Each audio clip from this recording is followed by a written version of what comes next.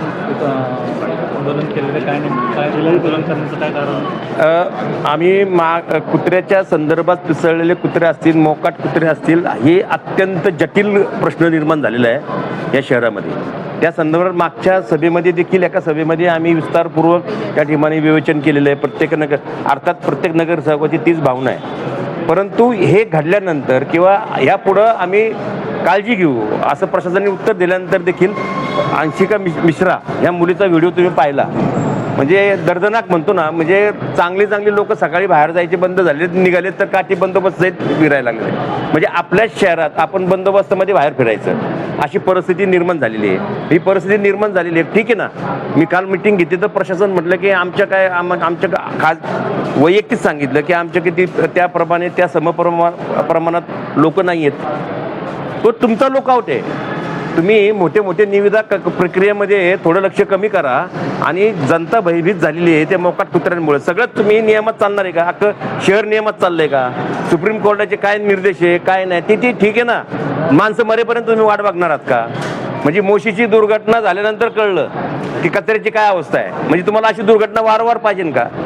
आणि म्हणून हे अत्यंत दुर्दैव आहे. मी जरा प्रशासनाने जे प्रशासकीय राजवटीचा जो चार वर्षाचा कालखंड आहेत ना, ते झापड आलेली आहे डोळ्यावर. ते जरा झापड त्यांनी काढावी.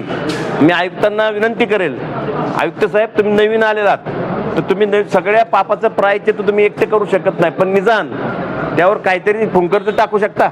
आणि म्हणून ह्या परिसरामध्ये जे काय चाललेलं आहे, ज्या पद्धतीने चाललेलं आहे ते विदारक आहे, शहराला शोभनीय नाही. आज एवढ्या प्रगत शहरामध्ये मोकाट कुत्र्याचा त्रास होणं आणि एवढ्या चिमुरडीचा हाल होणं ही एक घटना नाहीये.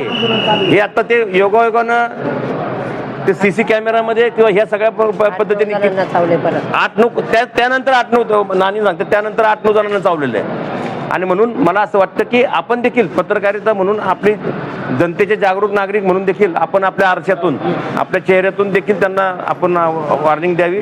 हे आंदोलन फक्त केवळ काहीतरी घटना घडली म्हणून नाही. आम्ही वारंवार या संदर्भात जर नाही केलं तर आम्ही त्या पद्धतीने पावलं उचलू. यापूर्वी देखील अनेक वेळा आपण मागणी केली होती, परंतु तरी देखील प्रशासन जागा होत नाही. जर आजही प्रशासन अशाच प्रकारे जागा नाही, अशाच पद्धतीचं कदाचित आम्हाला असा प्रयत्न करावा लागेल, ओरिजिनल पिसळलेली कुत्री इथं आणून सोडायची.